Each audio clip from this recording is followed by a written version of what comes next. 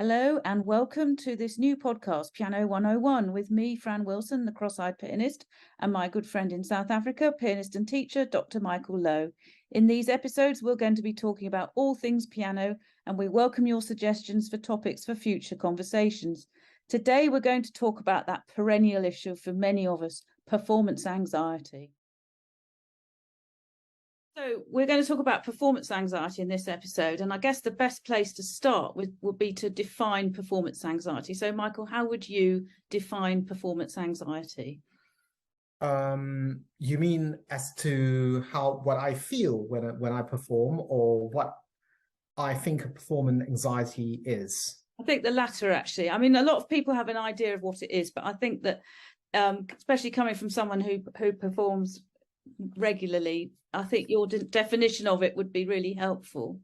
Well, in my opinion, Fran, my performance anxiety to me means playing in front of someone and not sure about oneself. You know, no matter how much practicing you do, how much preparation you do, there is that element of doubt that's in your mind.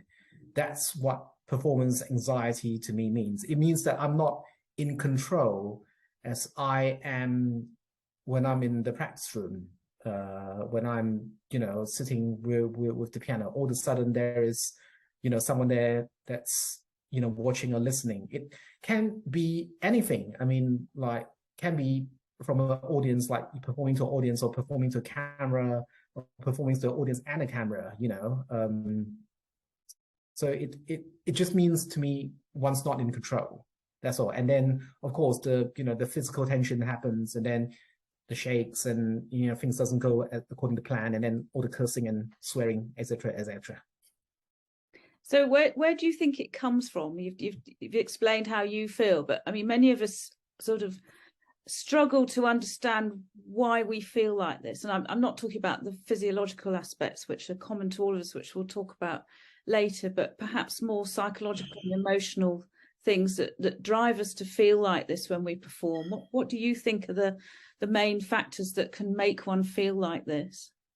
Well, I think it's pretty obvious. I think there is such an excellent standard of technical attainment these days on everything that we played. I mean, if you look at social media, for example, and also if you look at YouTube in particular, Instagram. Well, Instagram doesn't really count because everyone played 10 seconds, and I think or TikTok. But I think in the case of YouTube, I mean, if you look at a lot of the videos that's just been posted, even live performances, there is such an excellent level of technical attainment. And when we put ourselves out there on social media, or when we play to someone, especially when we are sharing something that is so personal to us. And I think no matter who you are, when you're on stage, when you're playing to someone, or when you put yourself out there on social media, you will be judged whether or not you like it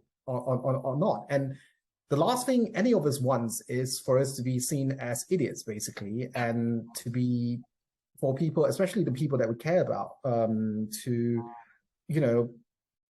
speak badly of people talking badly about us, or think badly of us, especially when we work so hard. I think that's probably the main factor that comes to mind. And also, we all have our own favorite recordings of so many of the pieces that we learn, and of course we aspire to play similar to not once. It's very difficult to be exactly the same as Lasse Bergman or Martha Argerich, because you're not Lasse Bergman or Martha Argerich. But one strives to be on par with these great performances, and of course it's practically impossible, because you're not Lasse Bergman, and you're not Martha Argerich, and you're not Grigory Sokolov. But you have to find a way to make your interpretation work and just be just as convincing as these guys. Mm. Yeah. Certainly my experience with adult amateur pianists, and I've had this when I've been teaching them, and also through my piano club, that so many people just really suffer from a very simple fear of making a mistake in front of other people. which is, I think, ties into what you've just said about where we aspire to play like the great artists, and there's so much inspiration, but also I think that, you know, the quality of performances and recordings that we see today can be incredibly, I think, quite unsettling, actually. You know, you have perfect recordings, and so there's this notion amongst people that everything must be perfect, and that audiences and other listeners expect perfection when we play, and I think that puts tremendous pressure on us. Fran, I think when you say perfect recording, you mean perfect technically, because in my opinion, in my opinion, I think I think we are hard pushed to find a perfectly musical recording. You know? Of course, yeah. That's what I mean. Yeah. I mean, and I think people forget as well these days that recording, the art of recording and producing high quality CDs means that a lot of editing can take place in order to produce something that is seamless, you know, perfection in the sense of there are no errors. You know, in the olden days when things were recorded in one take, perhaps, or less sophisticated techniques, you know, if you listen to recordings by people like Schnabel, you hear the inaccuracies, and I find that quite comforting. It's a reminder that he is human like the rest of us.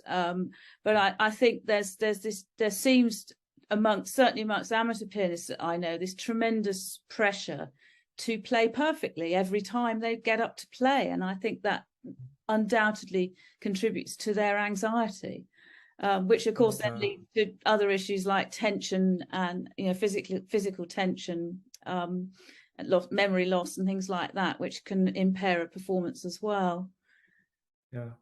Yeah, Fran, I cannot agree with you more, really, because I remember the first sort of like watershed moment was when I was an undergraduate at Surrey University, and along the music course that I'm doing, the honors course, there was they have the recording course, the Tonmeister course, and so I have a passion to record in the studio. So I would be sort of how do you say I would be a happy guinea pig to play to go into the studio and record for the Tonmeisters, because my friends would like to find a sound for the piano, and they were told that if you can record the piano, because the bass and the treble is so diverse, then you can really record anything. And I remember, you know, one of the recording, initially I was like you, I would insist on doing everything without, you know, without edits, and then because I feel that editing is cheating, you know, that sort of stuff. And then until I remember there was one year, a fourth year Tonmeister that said to me, and he says to me that, Michael, will it surprise you if I tell you that your favorite recording or your favorite CD has an average of something like 500 edits? And I was like, what? I was so surprised. And he says that, but you see, when you get to that level, it's not so much that the guys can't play the notes, it's the little subtleties that they want to edit in, you know. And you know, I'm sure you've been in the studio, fan, and the worst thing for an artist or musician or like us is when we listen to our own recording, is that the more we listen to it, the more we find faults with our own you know, with our own performances. You know, it's just one of that. And I think people also have to realize that when you go and hear a live concert, it's very different from a CD or a video that's produced, a high quality video that's just produced on YouTube. You know, when you go to live performances, inevitably people will make mistakes, you know. So and going back to what I say about that's point about you know, having so many edits in a performance. I don't know how you feel about that, but a very famous producer whose name I don't want to mention, actually said to me that he sees it as almost like a film editing. He says, in other words, the material has to be there for you to edit it in the first place. So it's not cheating for him. I understand. Yeah. That's very interesting, actually, and I do think that this is what is putting pressure on people, and not without doubt, not just amateur musicians at all. I think And I think this is something we should probably touch on, is that until very recently, performance anxiety obviously wasn't talked about in the profession, because it was seen as a sign of weakness, along with other injuries and imperfections, as it were. But I think that now there's much greater discussion about it. I remember reading an article, an interview with Stephen Osborne some years ago. It was one of the first where a professional pianist actually said, yes, I do suffer from performance anxiety. I mean, I don't believe anyone who says they don't, because I think that might suggest slightly psychopathic tendencies, frankly. You know, I mean, personally, I think that if one suffers from a degree of anxiety ahead of a performance, or, you know, public speaking, or anything where you've got to present to others and you're on show, I believe that the sign that there, you know, you have a heart flutter or a slight tremble, or you feel slightly uncomfortable, is actually a sign that you care about what you're doing. And exactly. I think that's really important. It was certainly something that I used to stress to my students, that it's and this is, we will also talk about this later on today, is that, you know, turning it into something more of a more positive experience is very important. But I think now that we understand better that professional musicians suffer too, I think there's much greater acceptance of the condition. I mean, that doesn't make it necessarily any easier to cope with for some people, but I think it means that people are somewhat more sympathetic and understanding than they used to be. You know, and I think audiences too in concerts are more understanding of the pressures and rigors that professional musicians go through in order to perform for us. And I think that filters into the amateur world as well. Although I must say that I think that, you know, amateurs take their playing incredibly seriously, which is wonderful, but I think is also in some instances quite limiting, because that also contributes to their anxiety. So it's a bit of a vicious circle in some respects. No, Fran, I completely agree with you, without doubt. And it's very interesting what you said just now about taking your playing too seriously. I mean, I was one of those when during my first year here in South Africa. Everything that I play has to be perfect, and that's why I didn't take. I should have, looking back now, in hindsight, it's such a beautiful thing. I should have taken more opportunities, of the considerable performing opportunities that was presented to me, you know, during my time here during my studies in South Africa. But instead, I was staying, you know, I locked myself in the practice room and was determined to polish repertoires, you know, and you can polish until the cows come home. You spend your entire life polishing, you know, you're not going to get anywhere, you know, that sort of stuff. But, and one of my professors said to me, Michael, you know, also the problem with you is that you set the bar so incredibly high, and the higher the bar is, then when you fall, the harder you fall. That's what it is. You know, if you go in there with not to have a kind of blasé attitude, but to think, okay, right, fine, you know, if this performance doesn't go well, then, you know, maybe the next one will go better. Well, I'll try something else next time. And with that sort of attitude, you know, it sometimes can be a bit more helpful. I mean, there is no, we discussed this before, Fran, but there is no magic bullet. There is no, you know, magic lotion that you can drink to make you not nervous. You know, it happens to everyone. And I think what you just said earlier, that people are more understanding, just shows that we're not alone here. The greatest performance suffers it, you know, that sort of stuff. And also, we are also at a stage where, when we talk about technical attainment, that frankly, if someone cannot get the notes, then they shouldn't be upstage playing. That is the standard that has been set now in the 21st century. No one cares. You know, it's quite sad, really. You know, if you want to be taken seriously, you're not going to go up and say, for example, if you're going to play the Chopin Etudes or the Liszt Transcendental Studies, you're not going to go up stage and just muddle through your notes. People are not going to take you seriously, you know, or the Chopin Scherzi. You have to, the notes are taken for granted, unfortunately. That is where we are at. This is not 19th century, not the salon type performances. No disrespect to those guys. Sure. Actually, I think this leads on to something else which we should talk about, is ways to mitigate anxiety.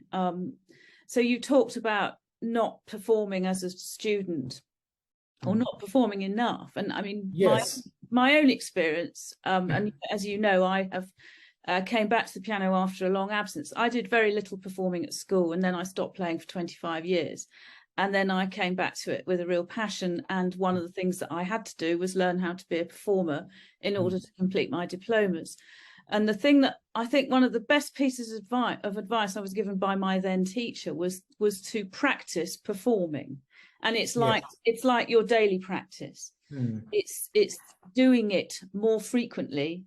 It enables one to become more used to the feelings of anxiety, better able to cope with them. I think we also should say at this point that you and I both agree that there is no cure for performance anxiety. You can't beat it, and one shouldn't feel that it's a battle. I think it's more reaching a state of acceptance, but also finding ways to ensure that it's kept within limits when we actually perform.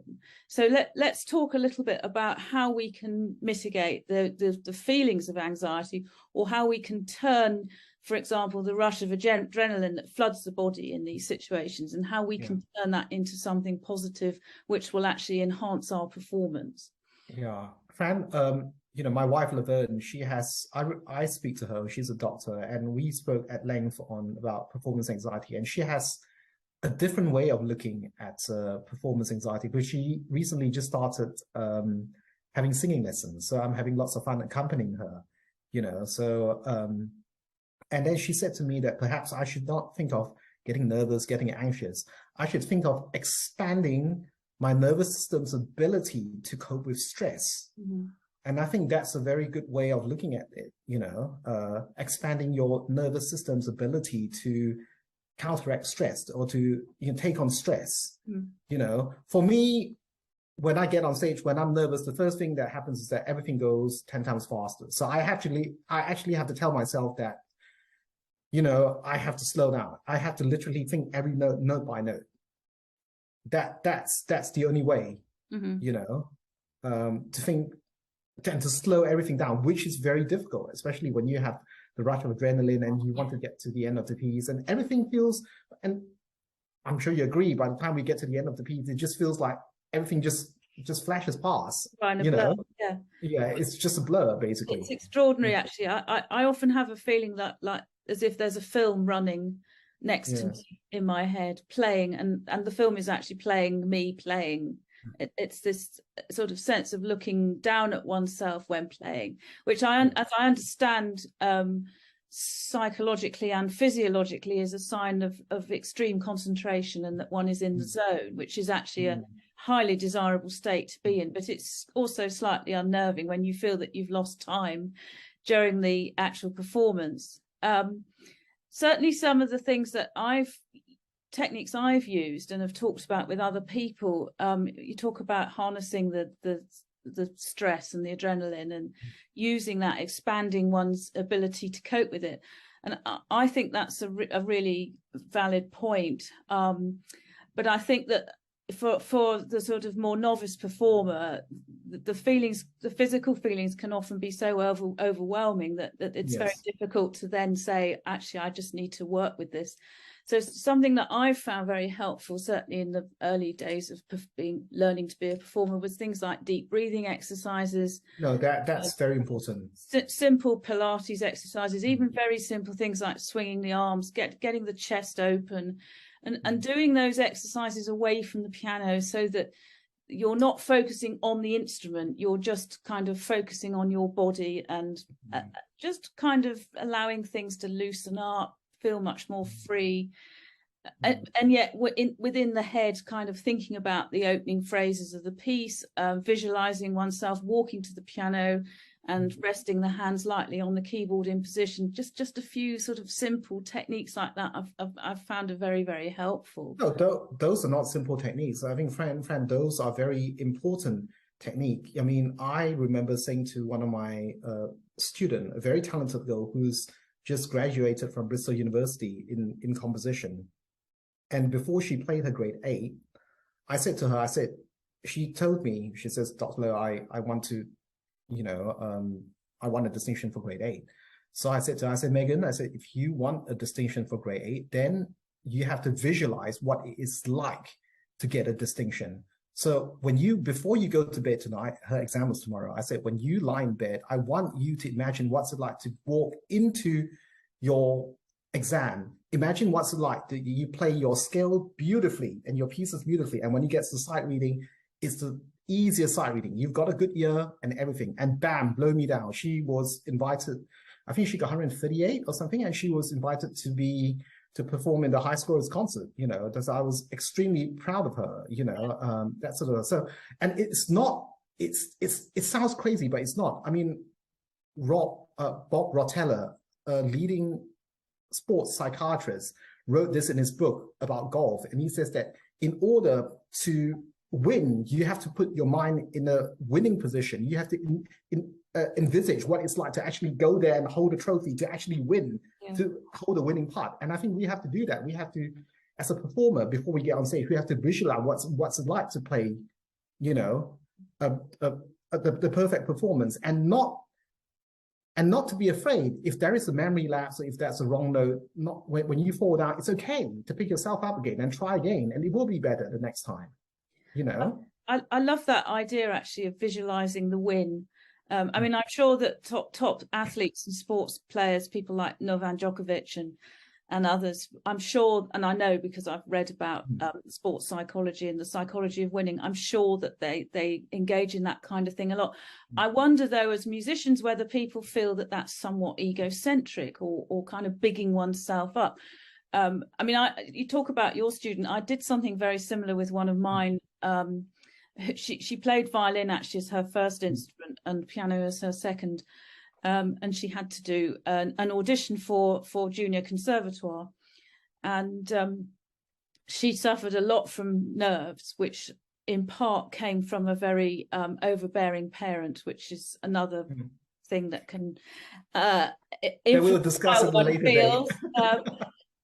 But I said to her when we were preparing for the performance, and I accompanied her pieces to help her, and I showed her a picture of Nicola Benedetti, the violinist Nicola Benedetti, and explained who she was. And I said, when you go out to play at the Royal Academy, imagine that you're Nicola Benedetti. And I said, don't just imagine that you play like her, but the poise and that physical presence, which I think can make one feel bigger, stronger, greater. I mean, I think that all these techniques are really useful, but as I said, I think that sometimes musicians feel that they're somewhat egocentric, but I think we have to be able to utilize the ego in these situations, at least to the point that gets one across the stage and then at the instrument, at which point I think the ego has to be put in the box and something else is set free, shall we say.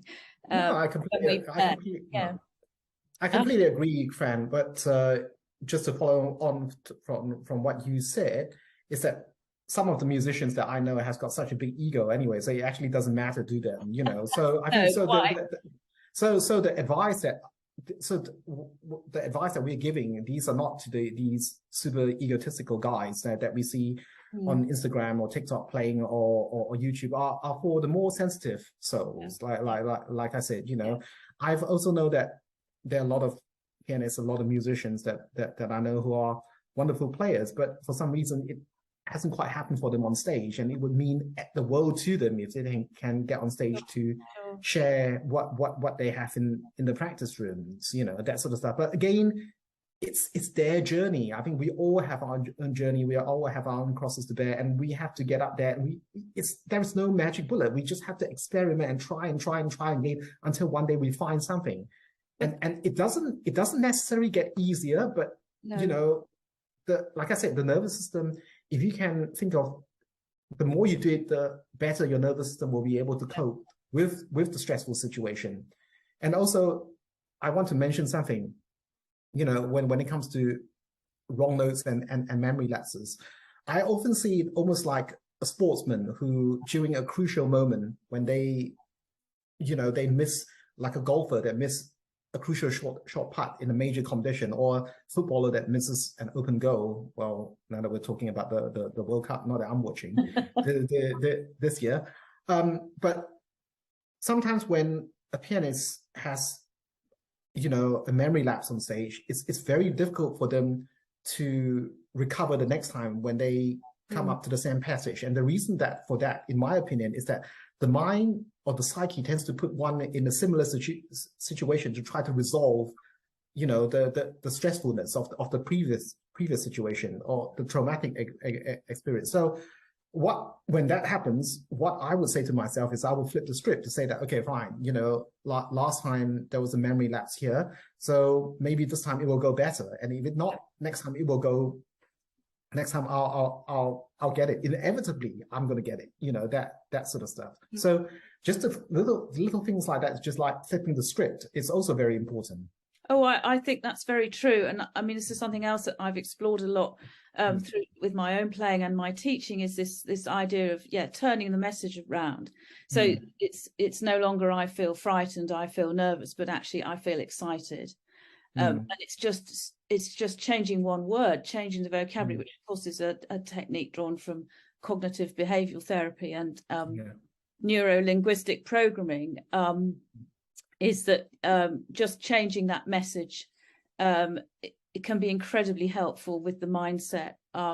I've also used techniques like positive affirmation, saying to myself, I can do this, I'm prepared. As I understand it, the great pianist Vladimir Horowitz used to say before a performance, I know my pieces, which of course goes back to proper preparation and having done the right kind of careful practicing.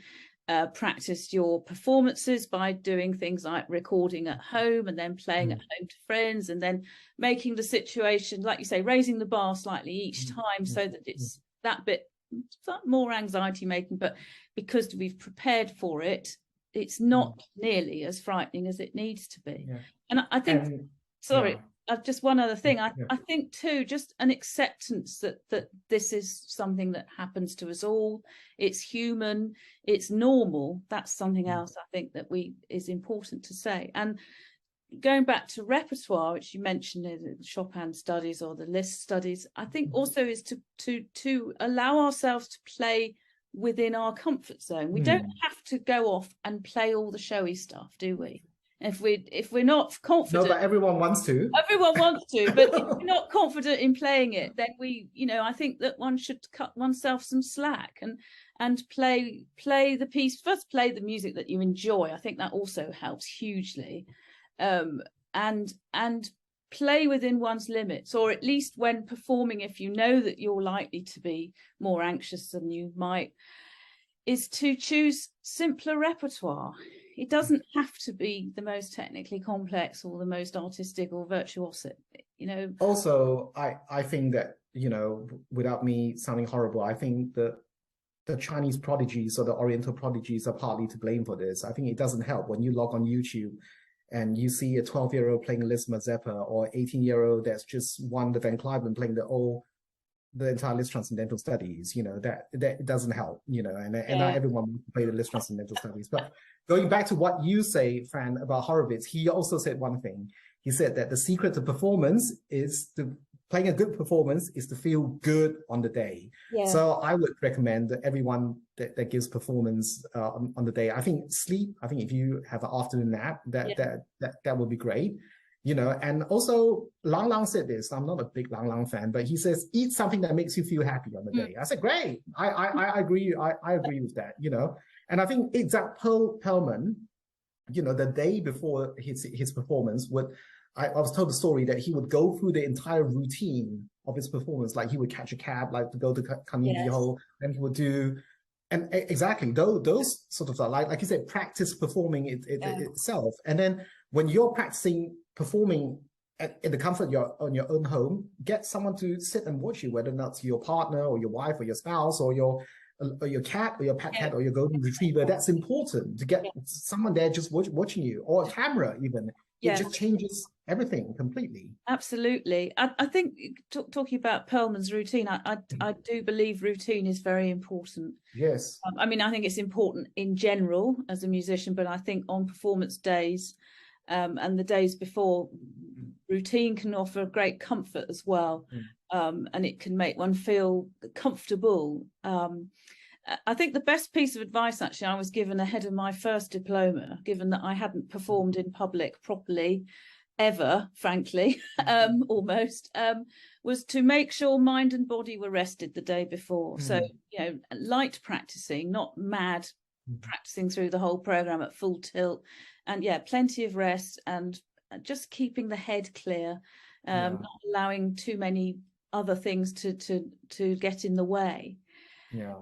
So I'm just looking at the clock, Michael. We've got 5 minutes left. So this is called Piano 101. So we did feel, didn't we, when we were discussing the plans for this, that we should consign some things to our notional Room 101. Some of the negative things that are talked about performance anxiety, and some of the sort of ideas about it which we feel are unhelpful. So why don't you pick a couple of things that you feel should go in Room 101? Okay, well, for me, it's easy. Then I think in live performances, I say, I actually, people shouldn't worry too much about memory lapses and wrong notes, unless you're having memory lapses every single bar and wrong notes every single bar. Then that's a problem, you know. But the odd memory lapses and the wrong notes, I don't care. That's my contribution to Room 101 this week. Okay, well, I certainly would agree with that. I think mine is just to banish things like expressions like facing the fear, doing battle with it. I mean, we shouldn't ever do battle with the music at any point. We should be friends with our music. And also the notion that one can cure anxiety. I think that it's important to be accepting of it, but learn how to manage it, so that it doesn't derail a performance. So thank you, Michael, for your contribution this time. We look forward to meeting again soon to talk about more piano-related topics. To our listeners and viewers, thank you for joining us. And we'd like to say, if you have any suggestions for topics that we might cover in this series, please get in touch with us. I will post the episode on my blog and elsewhere so that people can send us messages and comment. And we look forward to continuing this conversation around the piano. Thank you, Michael. Thank you, Fran. I look forward to our next meeting. Okay, bye.